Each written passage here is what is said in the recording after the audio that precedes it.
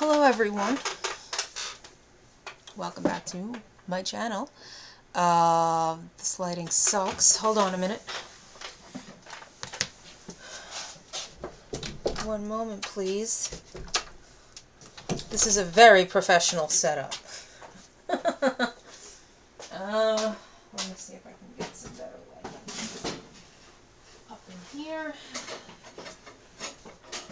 This may work.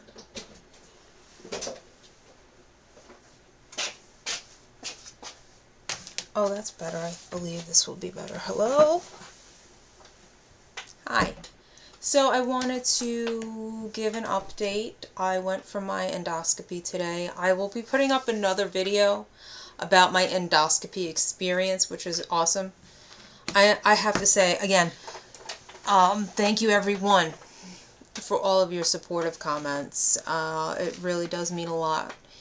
And it's really helping me to stay positive, even though I have pretty much a lot to be positive about because, like I said, because I went in and got these tests done, they caught the cancer super early. And it's only because I went for the test that it was caught that early. So again, I just want to reiterate to please get yourself, like, don't wait for your symptoms to get as bad as mine did. Just go and get the test done. It's really not that bad. I mean, the colonoscopy prep and shitting your brains out sucks, but I mean, then again, you know, you're cleaning yourself out and you're getting to start like a fresh new colon, so it's really not that bad. It's the worst part of the whole thing. So the update is they did find some things in my stomach. One, there was a polyp in there. It was taken out and biopsied. They did find unusual stuff around my Z-line, which is where my esophagus meets my stomach. It could be from acid reflux. That's been biopsied. There is inflammation in the lining of my stomach. That's been biopsied. And also the beginning of my small intestine, the duodenum, has been biopsied. I'll get those results.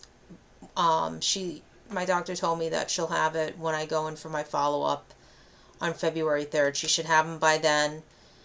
I have made an appointment for my small intestine bacteria overgrowth test that I'm getting done on President's Day because I most likely will be off that day from work. I don't have to take another day off. I really don't like taking days off when you just start a job, but they've been really cool about it.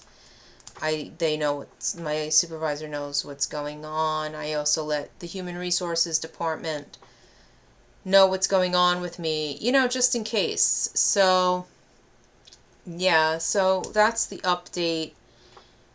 There were no masses. There were no masses in there. She didn't see anything like that, so that's good. Hopefully everything just comes back normal and there's no evidence of anything, and I'm good to go. She definitely did want me to get the SIBO, SIBO, SIBO testing done because what she found in my stomach, she said, would not cause the extreme bloating. And when I tell you, I wish I had, like, I don't have editing software on here where I can just put a photo of what my bloating is. But when I say bloating, it's not just like standard bloating. I mean, it is like extreme. I look 6 to 9 months pregnant, depending on, and it's happening every day, every other day. Yesterday I went into work, like I woke up with it, and it has no rhyme or reason. It doesn't happen just after I eat something. It just happens whenever it wants to. And at all times. And at first I thought this extreme bloating was due to my endometriosis and my PMS and stuff, but it happens not when I'm in PMS. And I just had a pelvic MRI done where they didn't see any evidence of endometriosis or endometriomas, which, I mean, the only way to really tell is through a laparoscopy, but they didn't see any evidence of that. So this bloating is beyond any bloating. Look, I was diagnosed with endometriosis in like 1998. In all of this time, I have never and I was diagnosed with stage 4 endometriosis. Like, it had moved to the lining of my stomach, and it was on my, I think it was it was like all in my cervix. They had to cut it all out and everything, laser it all out. So never, since with endometriosis in all these years, have I ever had bloating like this. Sure, as a woman, when you start to get your period, you kind of feel like that fat feeling, like that uncomfortable, oh, I'm a little bloated. This is a nightmare. The kind of bloating, oh, here, my cat wants to go. Let me just open the door for this lady. Go ahead. The amount of bloating and the kind of bloating I'm having here, even my mom is like, wow. I go from having a relatively flat stomach, and don't get me wrong, I did gain a little weight during this pandemic, so there's a little poochy stomach, it's not washboard or anything, but it goes from that to, like, if you go to my Instagram, there's a photo on there of the bloating. I go from having a regular stomach to it being out like this, or like this, and it's uncomfortable. I look like I'm pregnant. Yesterday I woke up and it started with work, and it started like that, and I went to work and I was so embarrassed because, I look pregnant and it's uncomfortable, and I feel like it's harder to breathe because there's so much pressure in there. I don't want to eat because I'm afraid that it'll make my stomach hurt more, or I'll have like a diarrhea or a bathroom situation at work, and I'm already... P.S. This is just for a select group of people, so you don't have to feel embarrassed. I clogged the toilet at work the other day. I clogged the toilet at work, and then I had to tell somebody that I clogged the toilet at work, and then I'm like, listen, I'm just going to come right out. I have no shame. I clogged the toilet. I'm real sorry. And they made me feel better about it. They're like, oh, that happens, So if you've ever clogged the toilet at your job or anywhere, I got you. It's okay. It happens to the best of us. So I haven't really been eating during the day because I don't want to have a situation. The bloating is so uncomfortable, and I'm not eating as much because I don't want to deal with the bloating. The eating doesn't make the bloating happen. That's not really what I'm trying to say. I don't want to eat as much because it hurts, because I'm bloated. My doctor is also, she said that she's also going to, when she biopsied my tissue, she's going to check it for H. pylori. Even though I had the breath test, H. pylori and celiac disease too. So we'll see what happens. I don't know what's going on, but I will tell you that before last year, I never, ever, well, actually, the bleeding from my butt and all those symptoms started years back, but I never, in the past few years, when this, like, constipation, diarrhea started, and last year it just got so much worse. And it was not, these symptoms were starting before the vaccine. So and I'm vaccinated and boosted. It's not like I stand behind the science of it. So, and like, to each their own. If you don't, I'm not, who am I to, everybody's got to do what they feel comfortable with, but I never in my life had digestive issues, okay? Come on, kitty. Never. I could eat whatever I wanted, never had a problem, never had indigestion, never had diarrhea unless I was sick with like a flu. Never had acid reflux. I've never been diagnosed with acid reflux, never had that, never felt like, so I don't know what the is going on. But now it seems like all of a sudden, I had this suspect gnarly ugly polyp in my rectum that was stage 0 cancer. Now all of a sudden there's a polyp in my stomach. Stomach polyps are rare. What the F with that? Now, like other pieces of the lining of my stomach is inflamed. That had the abnormalness around where my esophagus meets my stomach. What the F is going on? So I'm just, I am relieved that there were no obvious tumors and masses in there. But at the same time, like, what the is going on? But I gotta tell you, I am so glad that I switched doctors. I canceled my appointments with the old doctor today. This doctor she has such a good bedside manner, and she's so cool.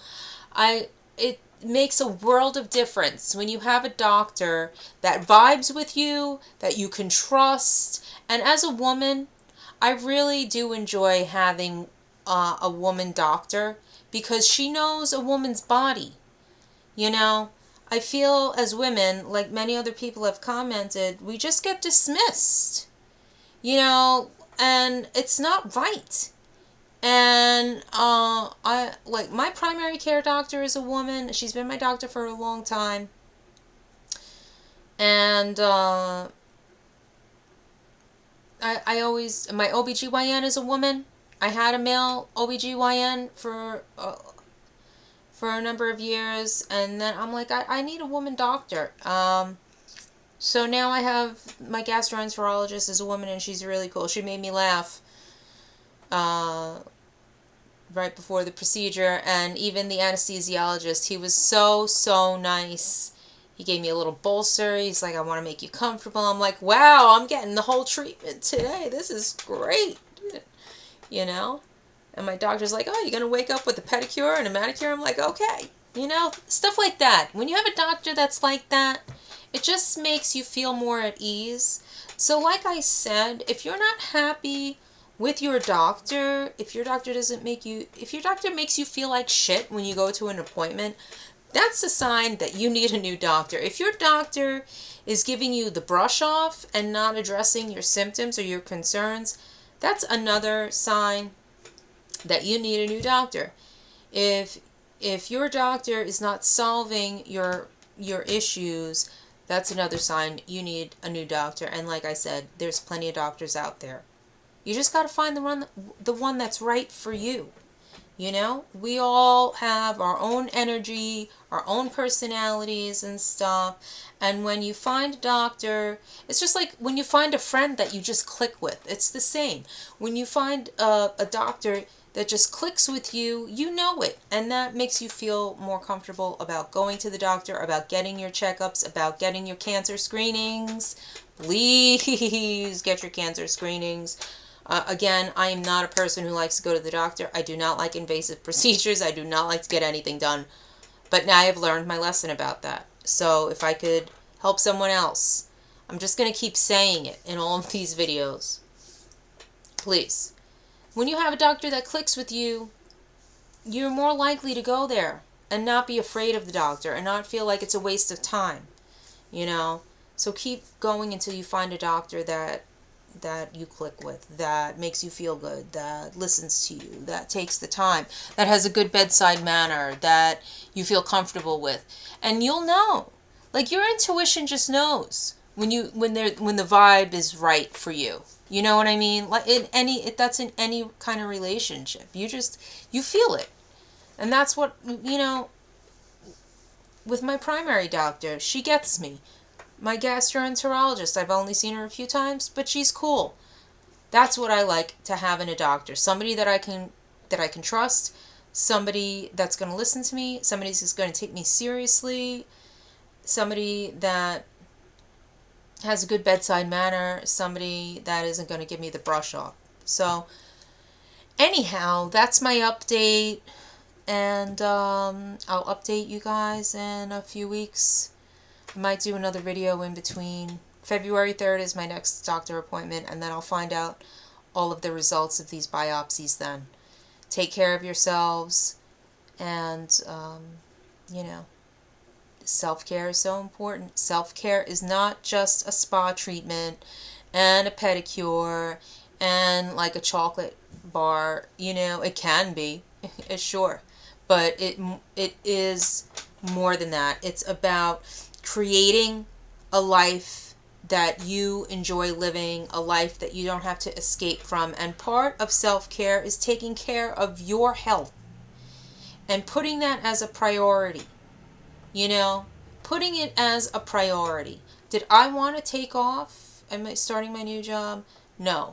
But I had to explain to them what was going on, and I had to make this a priority because, look, I can't put things off now because I have learned from that polyp that was taken out of my butt that had cancer in it. Sometimes you just can't wait, and I'm lucky. Other people aren't as lucky. And I don't want you to be one of those people that aren't as lucky. Don't wait. Go and get your tests done. All right. Okay. Enjoy your weekend. Enjoy the next couple of weeks. I wish you a lot of peace. I'm sending you a lot of love, and thank you so much for coming along on this journey with me. Take care now. Toodaloo.